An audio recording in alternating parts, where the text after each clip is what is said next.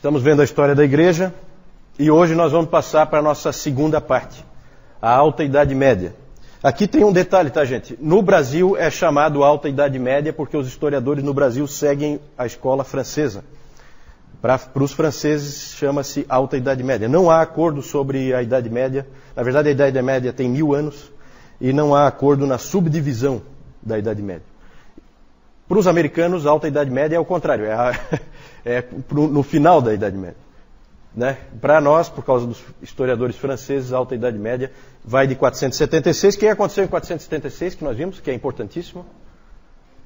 Queda do Império Romano.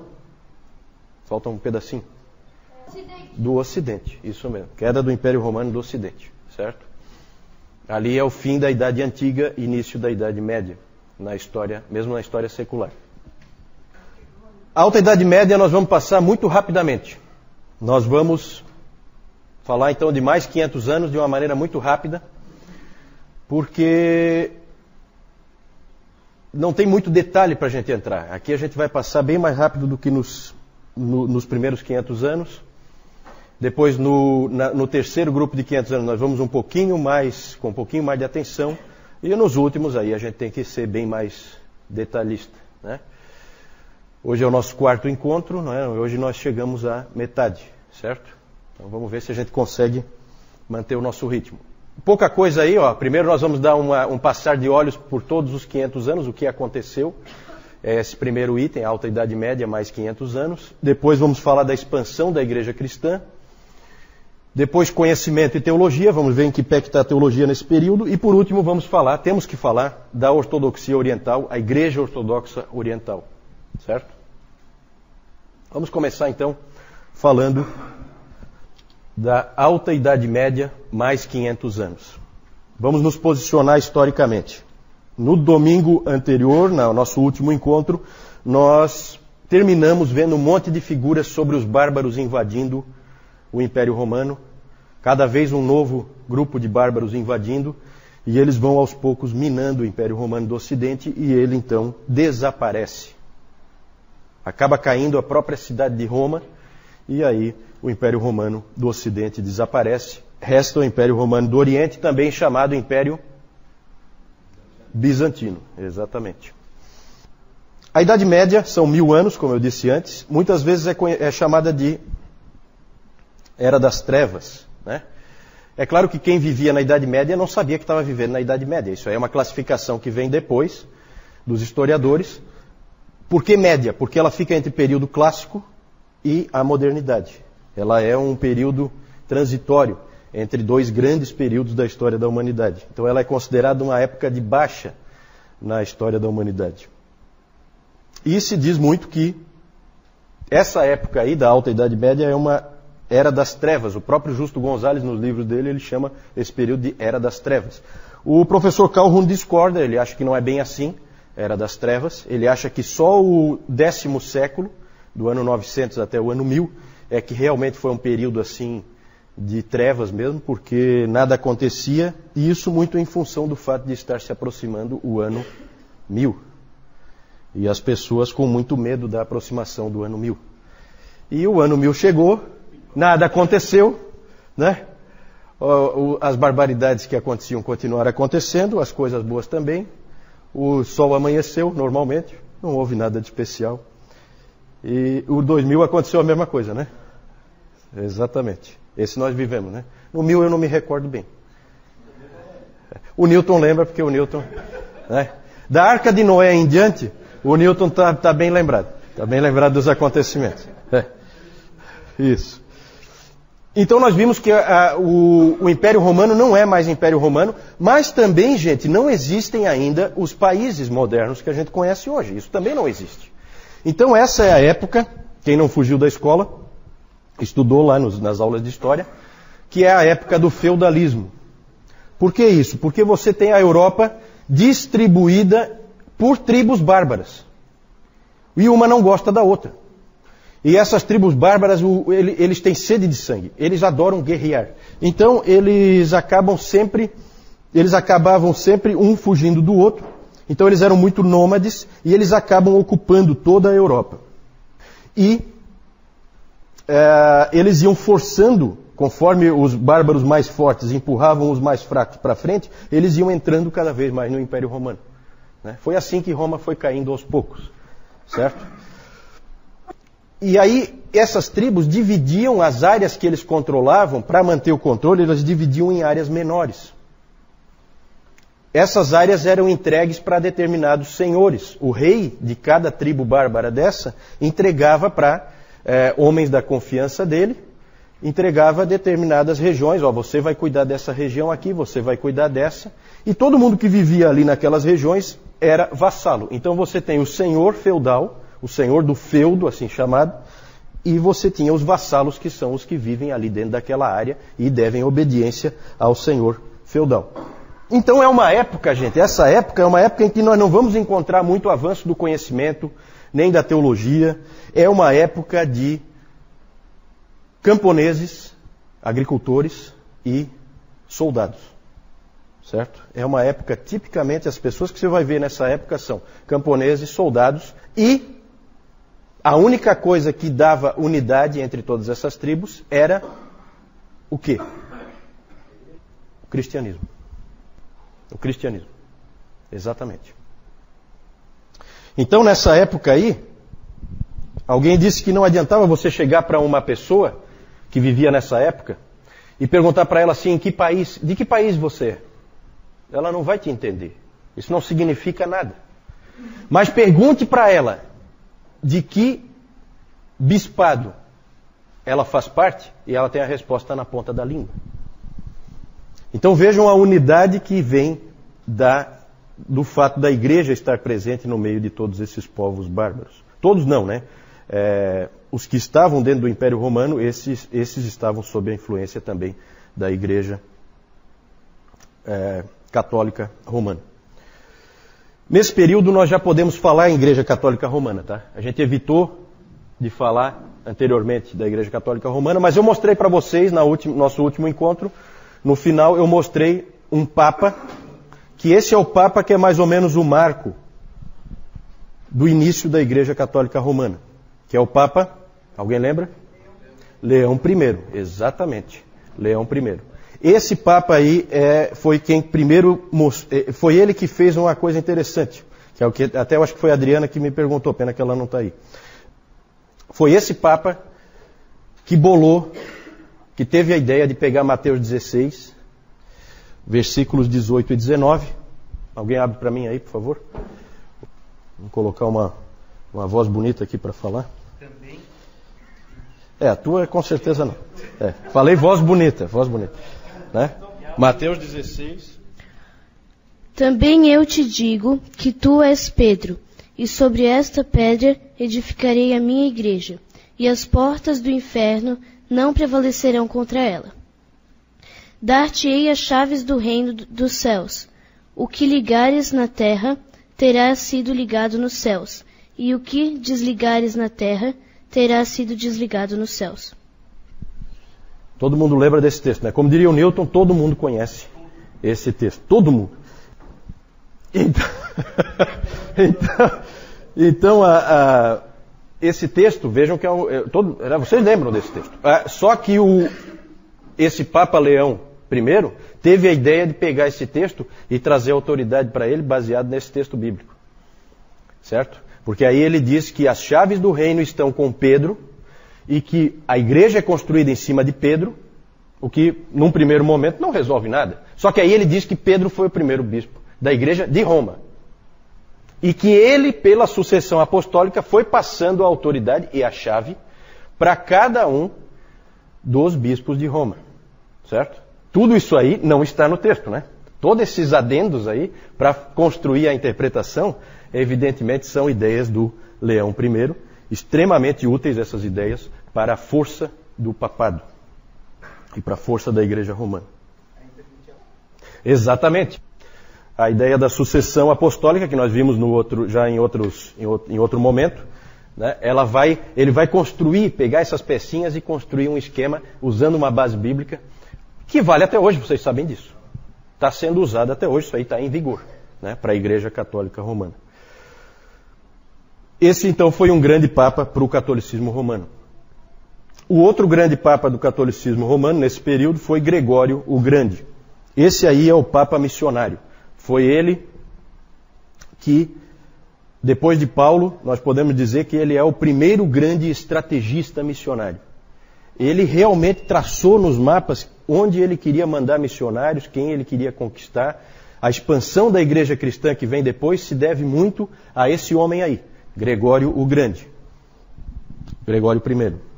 Depois nós vamos falar um pouquinho mais dele. Foi ele que mandou Agostinho de Cantuária para a Inglaterra. Nós vamos falar também de Agostinho de Cantuária. Não confunda com o outro Agostinho, Agostinho de Hipona, certo? É só o mesmo nome, mas não é a mesma pessoa. Aqui é em outro período. Nesse período, Roma era um grande centro do cristianismo. Qual era o outro grande centro?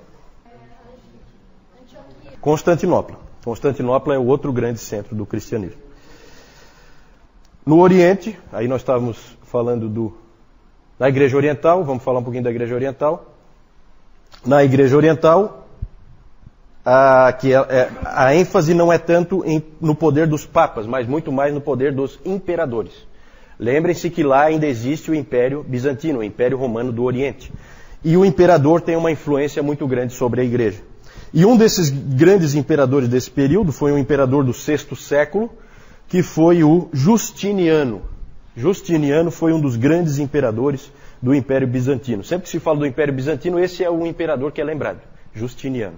Esse Justiniano expandiu de novo o Império Romano do Oriente, né? Algumas bordas ele conseguiu levar mais para frente, em batalhas, e ele construiu grandes edifícios, ele criou muitas leis, ele é considerado um imperador legislador, e ele construiu a famosa Basílica depois o João vai mostrar, a famosa Basílica Hagia Sophia, Santa Sofia, que existe até hoje lá em Istambul, mas que hoje tinha virado uma mesquita e depois virou um museu. Hoje é um museu, né?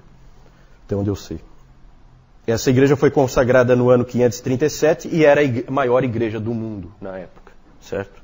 Inclusive se diz que Justiniano, isso é interessante, quando Justiniano entrou, quando ela ficou pronta e ele entrou então, e viu tudo pronto dentro, como ela estava, aí ele exclamou: ó Salomão, eu te superei. O cara não é fraco. Esses 500 anos, gente, foi uma época de expansão da igreja, expansão geográfica. Nós vamos ver daqui a pouco. Um dos nossos itens é sobre a expansão do cristianismo. E, nesse período, 2 nomes não podem faltar no estudo da história da igreja e no próprio estudo da história secular, nesse período do ano 500 ao ano 1000. O primeiro nome fundamental é o nome de Carlos Magno. Já ouviram falar, né? Carlos Magno. Carlos Magno foi o primeiro grande líder político da Nova Europa. Ele foi coroado no dia de Natal do ano 800. Ano 800, que século é? Isso aí é pegadinha, né? 7? Tem certeza? 8? Século? 8. 8, né? É o último ano do século 8, concorda? Todo mundo concorda? Então tá bom. Ele foi coroado imperador. Vejam que interessante. Volta de novo a figura do imperador. Ele foi coroado pelo Papa. Olha como é que é a relação. Isso aí é importante, tá? Ele foi coroado pelo Papa imperador do Santo Império Romano. Santo Império Romano. Então é comum quando a gente lê a história da igreja e a gente lê Calvino, Lutero e a gente encontra a figura do imperador. Fica estranho porque o imperador, como imperador, se não tem mais imperador? Tem, porque o Papa, junto com o Carlos Magno, bolaram essa ideia de voltar a ter um Império Romano. E o que se diz sobre o Santo Império Romano é que ele não é nem santo, porque várias barbaridades foram cometidas em nome dele, nem romano, porque a sede dele não é em Roma, né? E ele não é composto por romanos, ele é composto por germânicos, os reis são germânicos, né? E nem império, né? Porque não é tão grande assim para ser um império. Na verdade, um pouquinho de maldade nessa frase aí de alguns historiadores, porque dá para dizer sim que foi um império, pegava uma área bastante grande, o João vai mostrar depois, pegava uma parte da França, uma parte da Alemanha, todo o norte da Itália ali, Então era relativamente grande o Império Carolíngio. O Império Carolíngio é uma referência a Carlos Magno. Enquanto no norte nós tínhamos a expansão da igreja, ao sul surgiu o grande inimigo do cristianismo. O grande inimigo nesses 500 anos, o grande inimigo nos 500 anos seguintes, e o grande inimigo nos 500 seguintes, e provavelmente o maior inimigo nos 500 seguintes também. Chama-se Islã. Surgiu no século VII. Né? Toma cuidado porque muita gente diz que essas religiões antigas, judaísmo, cristianismo e o islamismo, todas surgiram na mesma época. De jeito nenhum, né, gente? De jeito nenhum. O judaísmo é muito mais antigo que o cristianismo e o cristianismo é muito mais antigo do que o Islã. Certo? Não dá nem para comparar. Nós não vamos entrar em detalhes sobre o islamismo, na verdade nosso foco é a história da igreja, mas vocês sabem que o islamismo é fundado por um sujeito chamado Maomé, e esse Maomé morreu em 632, e nos 100 anos depois da morte dele, o islamismo cresceu assustadoramente. O João vai mostrar depois o mapa também. É assustador o cristianismo, o islamismo, o que cresceu em apenas 100 anos. Ele tomou todo o norte da África, todos aqueles grandes centros do cristianismo que nós vimos foram tomados pelos muçulmanos, Cartago, a própria Alexandria, certo? Por isso que Alexandria já não dá mais para dizer que era um grande centro do cristianismo, porque já estava sufocada ali a igreja pela presença dos muçulmanos. Eles daí foram tomando tudo, aí eles foram pelo norte da África, ali para a Ásia tomaram tudo. Tudo começou na Arábia Saudita, tá? Foram tomando todo o norte da África. Isso, foram invadindo e tomando. Não, é militar o negócio. É militar. O próprio Maomé, ele foi expulso de Meca, ficou em Medina. Quando ele voltou de Medina para Meca, ele voltou pela força, certo? E aí a Arábia Saudita ali é o início, é o berço, né, do islamismo. E eles avançaram, os muçulmanos avançaram pelo norte da África, que é onde nos interessa mais, e aí eles atravessaram lá na ponta, depois ali no mapa vocês vão ver, lá na pontinha do norte da África, próximo da Península Ibérica, você tem o Estreito de Gibraltar, que é bem próximo ali. Por ali eles entraram na Europa. E aí tomaram a Espanha inteira. E começaram a avançar pela Europa. Na verdade, o cristianismo não morreu, não foi sufocado, não foi destruído, por causa dos francos. Depois vamos falar dos francos. Os francos são muito importantes para a sobrevivência do cristianismo. Eles venceram os muçulmanos na Batalha de Tours, que foi aniversário essa semana, no dia 10 de outubro de 732. Eles venceram, o Carlos Martel, né? O Carlos Martel venceu com as suas tropas o avanço dos muçulmanos e conseguiu segurá-los na Espanha, eles não foram mais para frente. E do outro lado, em 718, as tropas do imperador conseguiram também conter o avanço dos muçulmanos. Eles não conseguiram tomar Constantinopla.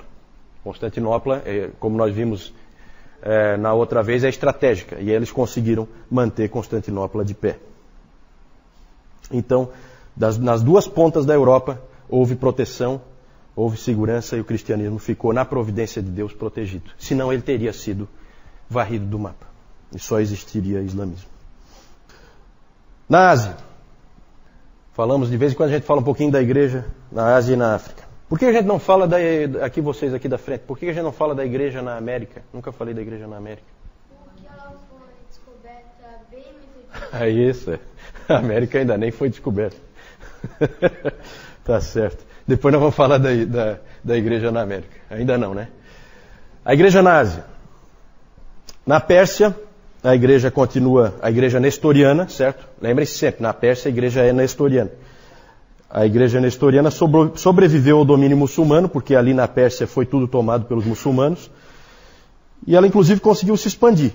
Missionários persas chegaram, no ano 635, chegaram à capital da China. A capital da China, nesse período, a China era dominada pela dinastia Tang. Eles conseguiram chegar até lá, na China. Era Chang'an, acho, alguma coisa assim. Não tenho bem certeza. Na Índia, a igreja permaneceu viva. Na China, então, eles chegaram até a China. Na Índia, a igreja permaneceu viva, mas no meio de um monte de hinduístas, budistas. Então, igreja fraca, pequena, com dificuldade de sobreviver, perseguida. Né? Então, sempre foi assim. A igreja de Mar Thoma, né? Tem uma igreja lá. Mar Thoma, referência a Tomé. Certo? Lembre-se sempre, a igreja da Índia é uma igreja diferente, separada, fundada lá por Tomé. E na África, norte da África, já falei, os muçulmanos tomaram conta de tudo. A igreja conseguiu sobreviver no Egito, a igreja copta. Né? Então, em Alexandria permanece ainda a igreja, mas agora com bastante dificuldade por estar sufocada pelos muçulmanos. Na Núbia, atual Sudão, a igreja cresceu nesse período, mas praticamente desapareceu nos 500 anos seguintes. Na Etiópia é o único lugar em que a igreja permaneceu viva na África. E permanece viva até hoje. João. Então, como o Juliano estava falando, aqui nós temos o período do feudalismo, que ele era sempre composto por esses três grupos aqui. São os clérigos, os soldados e os camponeses, onde tinha a intervenção sempre da igreja ali. Aqui nós temos o Leão I, que ele era conhecido como o Grande, né? Grande, não porque ele disse, mas os historiadores acrescentavam, né? E ele foi papa, o papado dele começou em 440, terminou em 461. Depois nós temos aqui também o Papa Gregório I, que ele teve um papado também começou em 590 e terminou quando ele morreu em 604. E aqui nós temos aqui primeiro o imperador Justiniano, e aqui nós temos a igreja Hagia Sophia, que quer dizer Santa Sabedoria. Tá? Como a gente pode ver aqui, quando ela foi construída, ela tinha até uma cruzinha ali em cima que era uma igreja. Em 1453 ela passou a ser uma mesquita, tá? Onde os muçulmanos começaram a usá-la, e em 1935 daí ela passou a ser um museu. Aqui nós temos a coroação de Carlos Magno, ele foi coroado como o primeiro imperador romano, do Santo Império Romano. E nós temos aqui também Carlos Magno e o líder dos saxões. E aqui agora nós temos o Império Carolíngio, que o Juliano acabou de falar, tá? Que foi o Império de Carlos Magno. Essa parte azul aqui foi a parte que ele herdou quando o pai dele faleceu. O nome do pai dele era Pepino. E ele tinha outro irmão, que o irmão faleceu logo em seguida, então ele herdou toda essa parte aqui. Aqui nessa parte laranja aqui, foi onde ele foi conquistando. Então ele conquistou aqui todo o norte da Itália, pegou aqui a Alemanha, pegou essa região aqui, mas aqui também ele pegou. E essa parte amarela aqui é a região habitada pelos vassalos. Aqui nós temos a entrada de Maomé em Meca, tá? Nós temos a pregação do Alcorão, e aqui nós temos também a Batalha de Tours, que, como o Juliano mencionou ainda há pouco, na sexta-feira passada teve o aniversário dela, 10/10. Aqui nós temos a expansão dos muçulmanos. Ele começou aqui, tá? Na Arábia Saudita.